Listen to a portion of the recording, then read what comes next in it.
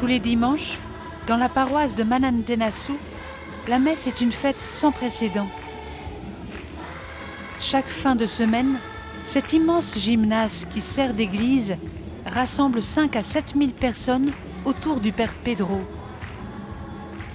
Ce prêtre argentin, d'origine slovène, lazariste de Saint-Vincent-de-Paul, est missionnaire à Madagascar depuis 1970.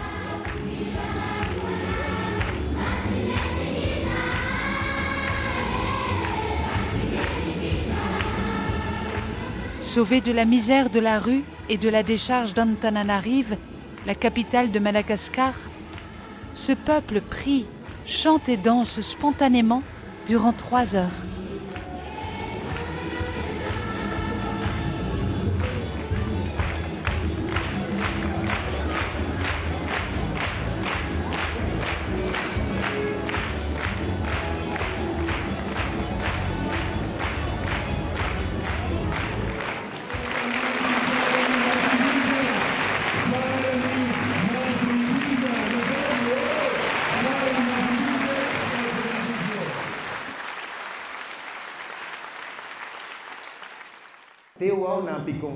Tout à l'heure, un enfant de 10 ans est venu se confesser.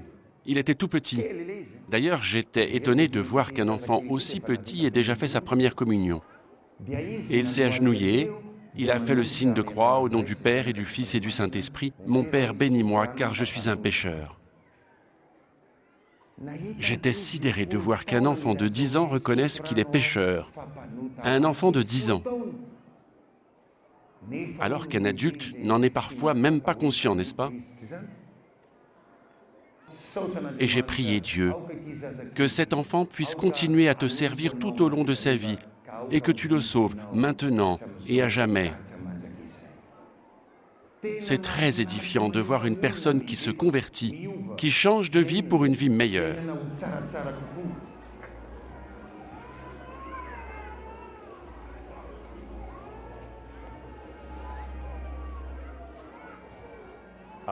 Ensemble, prions.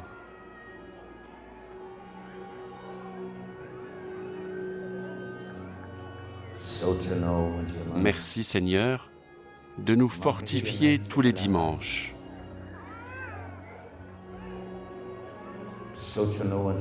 Merci pour ta patience, d'attendre notre retour à ton royaume, notre retour à ta lumière et à ton amour.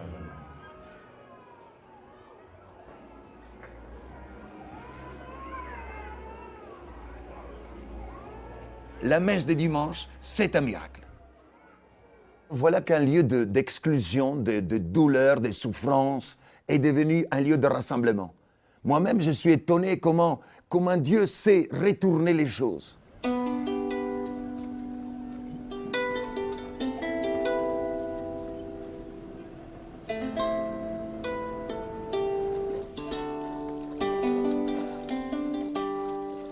Après 15 années passées en brousse, dans un des hameaux les plus déshérités de l'île, je suis arrivé à Antananarive pour une nouvelle mission dans ma communauté lazariste de Saint-Vincent-de-Paul. Et là, ce 20 mai 1989, il fut difficile de m'aveugler à la misère. Ce que j'ai vu dans la décharge m'a fait basculer dans l'horreur.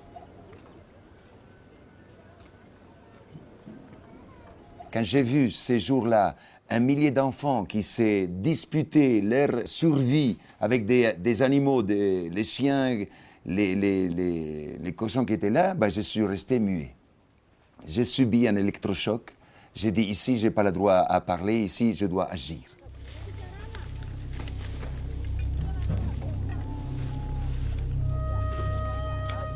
Conserve, piles usagées, chiffons, morceaux de métal, bouts de charbon. Rien n'était perdu, car tout pouvait être récupéré et peut être vendu dans les rues de la capitale.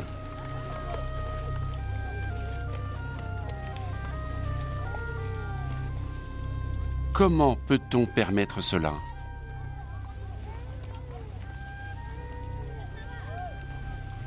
La mairie d'Antananarive a choisi cet endroit depuis 1985 pour déverser ses déchets et ses pauvres par la même occasion.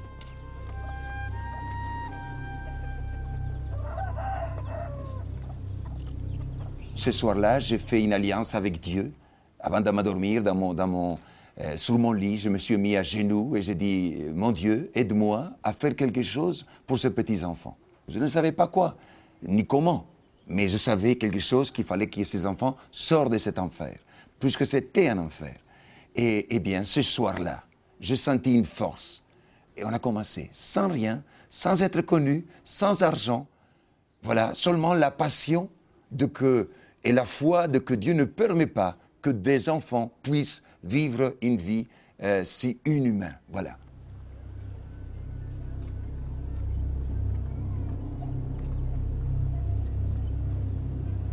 C'est ainsi que le père Pedro fait appel aux jeunes malgaches qu'il connaît.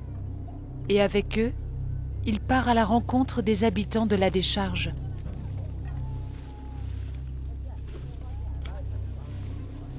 Et à ce moment-là, il fallait humaniser les lieux.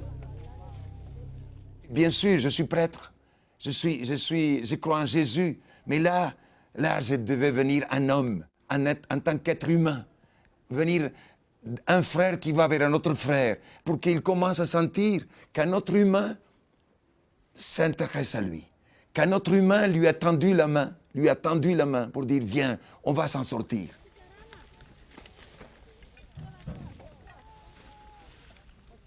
Des 800 familles qui composaient ce lieu de la décharge, il y avait jusqu'à 7 enfants morts par famille. Qu'est-ce qu'on peut dire à une maman qui a perdu 7 enfants? Rien. On peut le prendre la main et dire, maman, si tu as encore un enfant, eh bien, on t'aidera pour qu'il puisse vivre.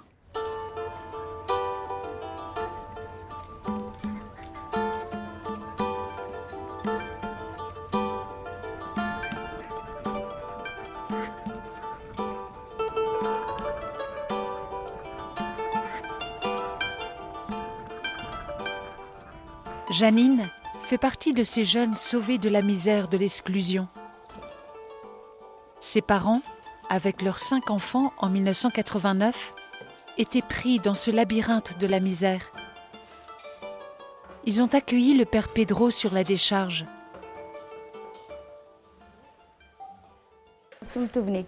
On n'était pas du tout comme les autres enfants. Mes parents habitaient dans la rue avec mon frère aîné.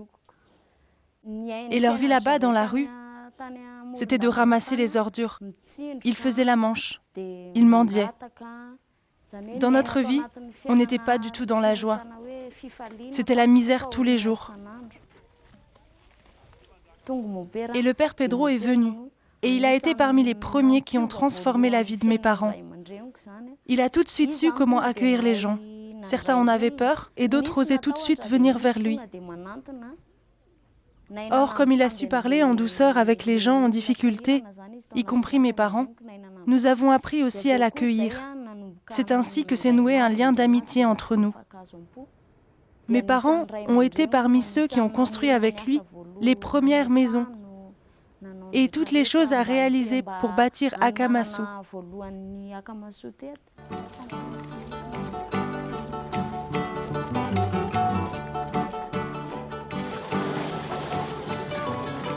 C'est ainsi que depuis 1989, par un travail acharné dans la communion et le partage, le père Pedro et les exclus d'Antananarive ont mis en œuvre l'association d'Akamasu, les bons amis en malgache.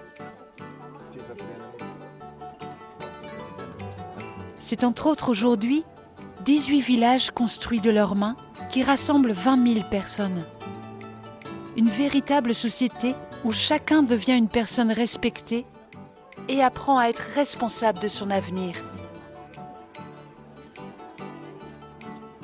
Si Dieu fait des miracles, c'est bien là-bas.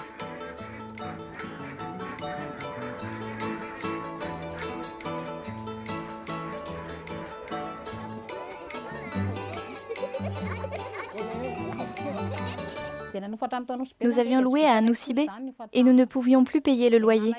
Et j'étais très triste car avec mes enfants, nous dormions au marché et ils ont beaucoup souffert.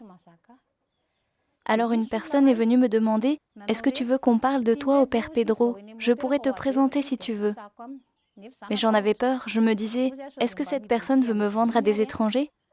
Mais cette personne m'a dit « Mais non, ne pense pas comme cela, c'est un prêtre. » Et depuis ce temps-là, nous sommes ici jusqu'à maintenant. Je remercie Dieu pour cette personne qui m'a montré ce centre. Et maintenant, mes enfants mangent, s'habillent et vont à l'école. Comme je n'ai pas fait d'études, je me fixe un but. Qu'il y ait au moins un de mes enfants qui réussisse tant que je vis.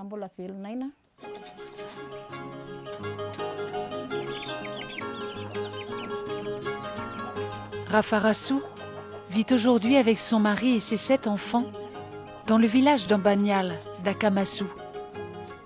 Elle s'occupe aujourd'hui des fleurs et de la propreté du village.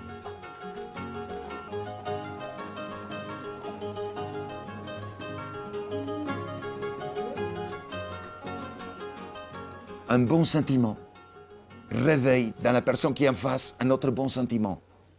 Parce que chaque personne a en soi-même une lumière, une étincelle de vie, d'amour, qui ne meurt jamais. Eh bien, il faut enflammer cette étincelle divine, cette étincelle d'amour, parce que c'est seulement à l'amour qu'on peut réactionner. Et voilà, je pariais sur cela. Quand vous aimez, les gens répondent en amour aussi.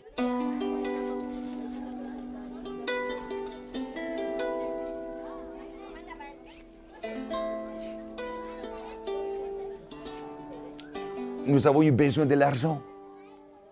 Mais ce n'est pas l'argent qui a fait ce miracle. C'est la foi et de tous ceux qui m'entourent. Je suis entouré de 412 collaborateurs, presque tous malgaches.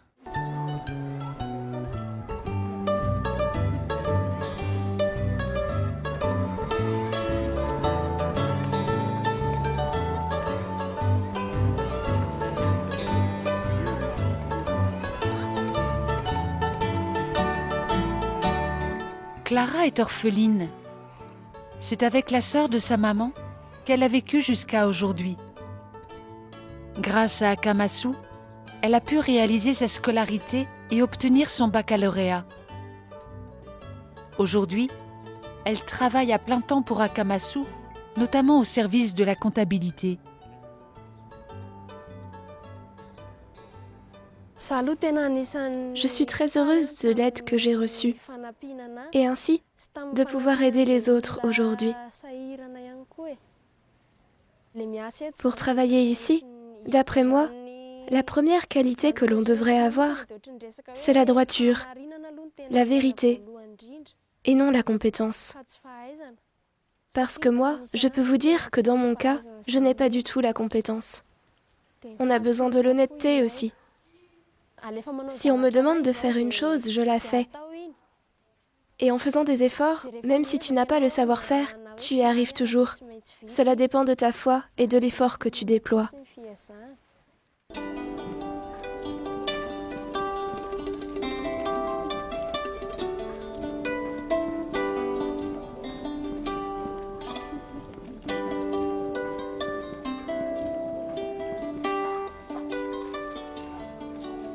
Nous sommes ici, dans le centre d'accueil d'Akamassou.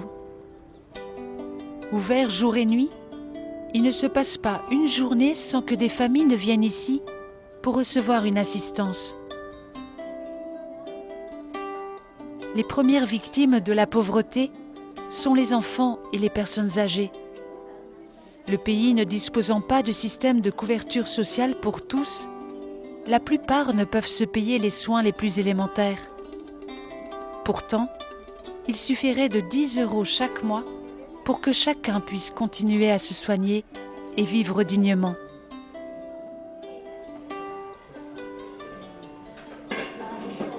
Néni, avec son mari et ses 3 enfants, est arrivée à Akamassou en 1994. Elle est aujourd'hui responsable de l'accueil avec toute une équipe.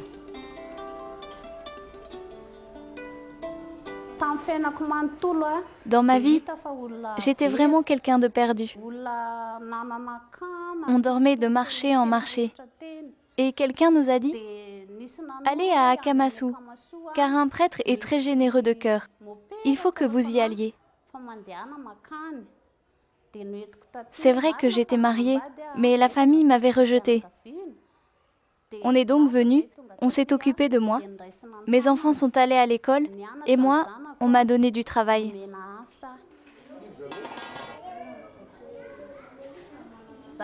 Nous, on a été aidés.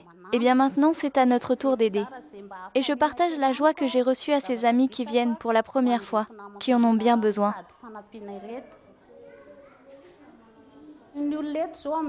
En ce moment ici, il y a 214 personnes. Il y a les malades mentaux, il y a ceux qui étaient dans le même cas que nous, ceux qui dormaient sans abri. Et c'est l'État malgache qui les renvoie ici. Et c'est ça qui nous rend tristes. Parce que l'État malgache ne prend pas ses responsabilités.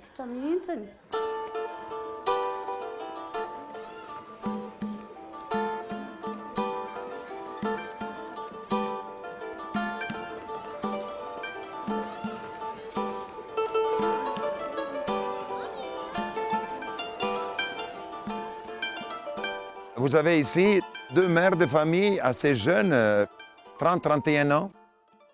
2 mamans, une dont l'époux est mort, l'autre l'époux est disparu. Si on ne les aide pas maintenant, mais elles pourront mourir, ou elles se perdront tout à fait. Et alors voilà qu'ici, quand c'est des cas comme cela, nous n'avons jamais dit « venez demain ou après-demain ». On les a toujours reçus. Et que ce soit 1 cas, 2 cas, 10 cas, 20 cas, nous devons trouver la place. Si Dieu existe, il doit y avoir une place pour ses enfants et pour ses mamans. Il doit y avoir une place.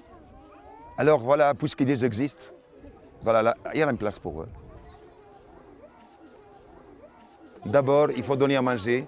Il faut qu'ils aient un lit, qu'ils puissent dormir dans le chaud. Et tout doucement, on verra avec elles qu'est-ce qu'on peut faire, ou elles resteront avec nous, ou elles voudront repartir dans leur famille, on verra bien. À partir de maintenant, nous ne sommes pas pressés, parce qu'il faut qu'eux, ils aient le temps de se ressaisir.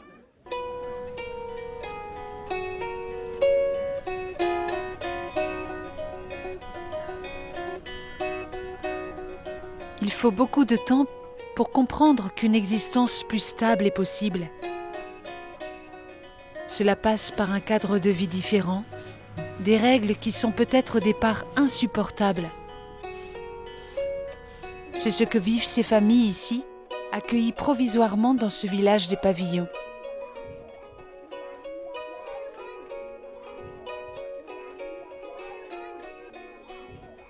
Et ici, ils apprennent aussi un peu à vivre en communauté. Il y a toute une éducation à accepter avant de passer au vrai logement. Nous sommes une centaine de personnes ici qui sont chargées de l'accompagnement et qui tous se sentent concernés par leurs frères. Tous essayent de leur donner une parole de bienveillance, une parole de courage, pour leur remonter l'esprit, leur remonter la joie et dire « c'est possible, on peut avancer, on peut vaincre la pauvreté ». Mais il faut le répéter. Pas 10 fois, 100 fois, 1000 fois. Et c'était là quelquefois à la 1000e fois qu'ils disent « Tiens, il a raison mon frère, je veux lutter ». Et ici, notre secret c'est de ne pas baisser les bras et de continuer. Continuer, à tout prix, continuer. Et ça c'est la force de l'Évangile. Parce que où est-ce qu'on peut trouver cette force si ce n'est pas de l'Évangile? Et ces gens-là, à la fin, ils vous croient parce qu'ils disent, malgré tout, les difficultés, ils restent avec nous. Et aussi mes collaborateurs. Il y a de mes collaborateurs qui ont donné leur vie, qui ne se sont pas mariés pour servir à ses frères. Ça, c'est fort ici. Ils ont renoncé à avoir ses propres enfants pour s'occuper des enfants des autres. Il y a un moment donné où il faut tout donner pour rester avec ces enfants et ces familles pauvres. On ne peut pas se donner à moitié.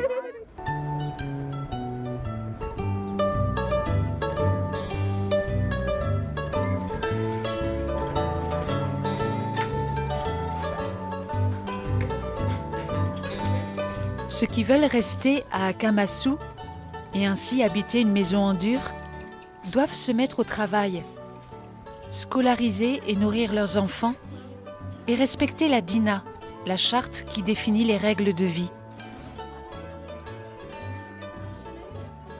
Aujourd'hui, 3000 habitants sont salariés pour des emplois qu'ils ont créés eux-mêmes.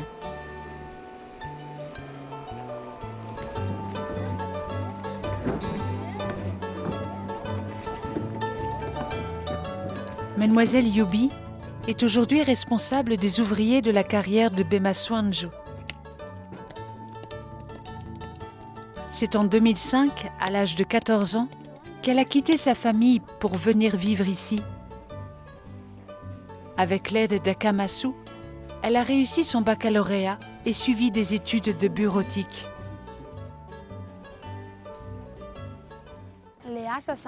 Le travail que je fais n'est pas facile, parce qu'il est très difficile de pouvoir gérer autant de monde. Il faut vraiment être audacieux et dévoué pour le faire.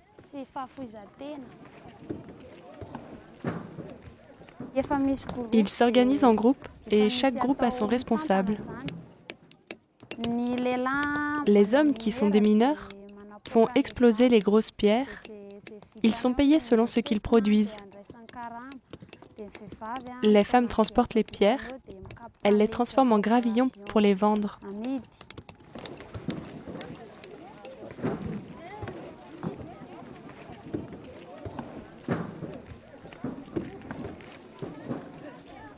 Vous êtes ici, dans un endroit où la vie est une lutte, où la vie, c'est un combat quotidien.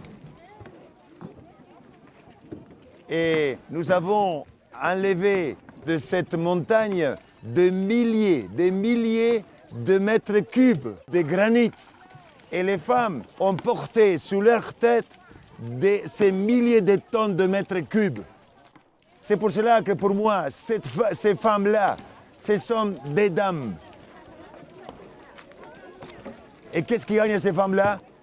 À peine 1 euro par jour. On n'a jamais voulu mettre des machines ici, parce qu'après, qu'est-ce qu'ils feraient tous ces gens-là? Ces gens-là n'auraient pas de travail. Quand ils travaillent, il fait partie de la société. Il est fier, il a un honneur. Il peut être devant toutes les personnes debout, parce qu'il a cette dignité. Avec le fruit de ce travail-là, avec ces pavés et ces moellons, nous avons pavé tous nos villages. C'est eux qui l'ont fait, c'est leur travail. Parce qu'une partie de leur effort est allée dans leur propre village. Et une autre partie pour faire vivre leur famille. C'est par le travail que nous allons vaincre la pauvreté.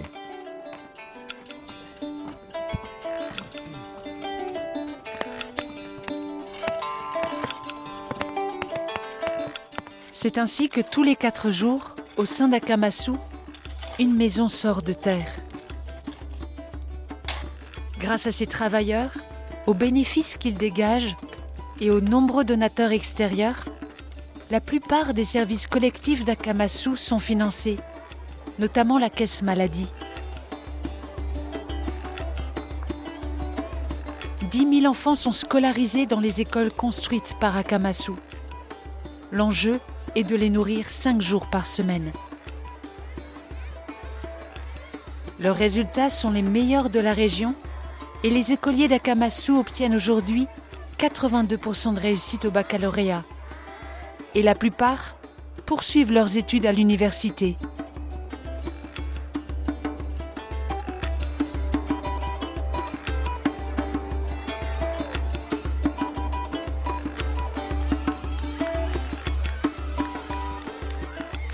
Ma spiritualité est née de ce contact, de ce frottement quotidien avec les pauvres. C'est le pauvre qui m'a transformé. En venant vers moi, quelquefois, à l'assaut. Mais après, je me dis, il est pauvre, il a droit à m'attaquer. Dieu seul sait, c'est ce que nous avons souffert tous les jours. Dieu seul sait. Pour pouvoir résister à tant de désespoir, Eh bien, pour moi, ce n'est pas magique. C'est dur. Du point de vue humain, c'est dur. Quelquefois, je dis, mais ma tête va éclater. Mais ma tête n'a pas éclaté. Pourquoi? Je ne sais pas. C'est parce que je suis un peu imprégné de l'exemple d'un homme qui s'appelle Jésus. Je suis imprégné de l'Évangile, de la parole de cet homme Jésus. Quand je me suis décidé à devenir prêtre, je dis je vais imiter quelqu'un, Jésus.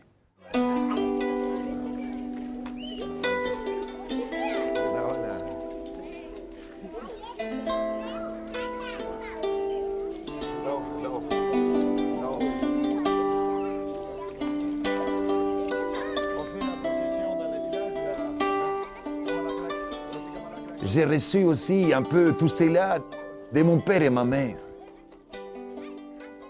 C'était deux personnes, des croyants.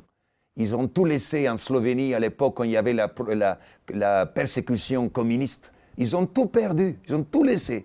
Mais ils ont gardé la foi. Et ils sont arrivés en Argentine, les mains vides, sans connaître personne. Et là, ils ont commencé à créer leur famille de 8 enfants. Et l'exemple que j'ai vu dans mon père, comment il travaillait, quel homme honnête, combien de fois on l'a volé son travail, on ne lui payait pas son salaire. Et ma mère, comment il travaillait, l'amour qu'il avait envers nous les enfants, et l'amour qu'il avait aussi envers les pauvres qui frappaient notre porte. Et ma mère m'a dit, fils, quand il y a un pauvre qui frappe à notre porte, il faut toujours partager un peu avec eux. Et c'est la prière qui nous a unis à la maison. Et après, c'est moi qui a commencé à chercher qui est Jésus pour moi. Quel est le visage de Dieu? Et j'ai découvert le visage de Dieu aussi dans les plus pauvres. Dans les plus pauvres. Et aujourd'hui, pour moi, Dieu, et là où il y a des pauvres, là, il y a Dieu. Dieu est là. Et j'ai découvert qu'aujourd'hui, si nous voulons aller vers Dieu par le chemin le plus court, eh bien, allons vers le pauvre. Et nous allons trouver Dieu tout de suite, tout de suite. Saint Vincent de Paul a dit, quand tu es en train de prier, et s'il y a un pauvre qui frappe à ta porte, laisse Dieu pour Dieu. Parce que Dieu nous aime au service des pauvres. Et il faut que nous ayons vers les plus pauvres, parce que les plus pauvres ne viendront pas chez nous, parce qu'ils n'osent pas, ou ils ne peuvent pas venir. Tous méritent la visite de Dieu. Parce que c'est Dieu lui-même qui l'a dit. Et c'est Jésus lui-même qui dit, je suis venu chercher ceux qui étaient perdus. Il n'y a que le service qui peut nous sauver et qui peut nous ouvrir les portes du ciel un jour. Et n'oublions pas ce que Jésus nous a dit, Matthieu 25, le chapitre 25, 31 et les suivants. C'est quand vous l'avez fait au plus petit de mes frères, c'est à moi que vous l'avez fait. On ne peut pas passer au-dessus de cela.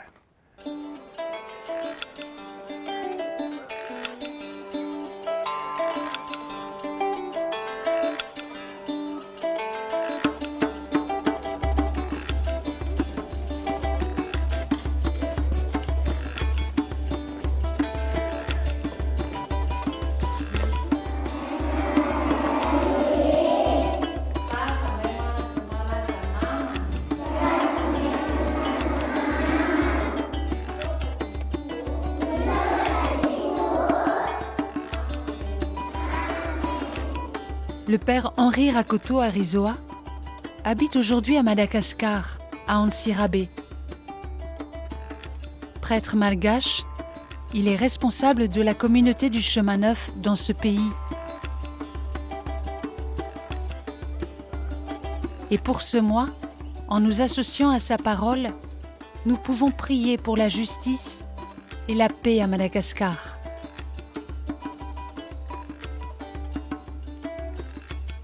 Pour moi, Akamasou, c'est une parole d'espérance. On peut faire reculer la pauvreté et même vaincre cette pauvreté, c'est possible.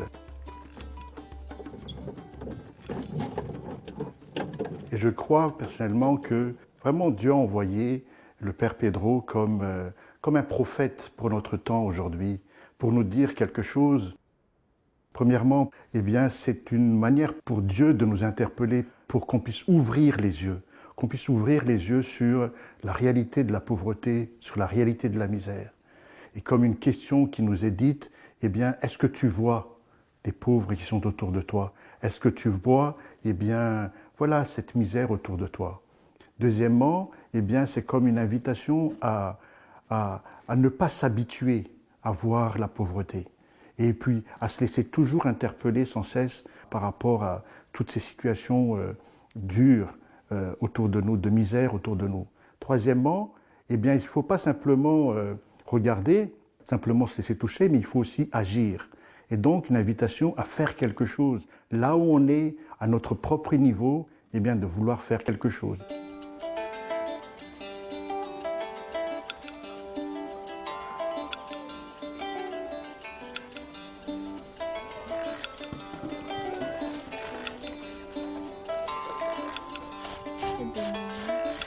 La parole de ce mois est dans l'Évangile de Matthieu, chapitre 25, versets 31 et suivants. Jésus dit : « En vérité, je vous le déclare, chaque fois que vous l'avez fait à l'un de ces plus petits qui sont mes frères, c'est à moi que vous l'avez fait.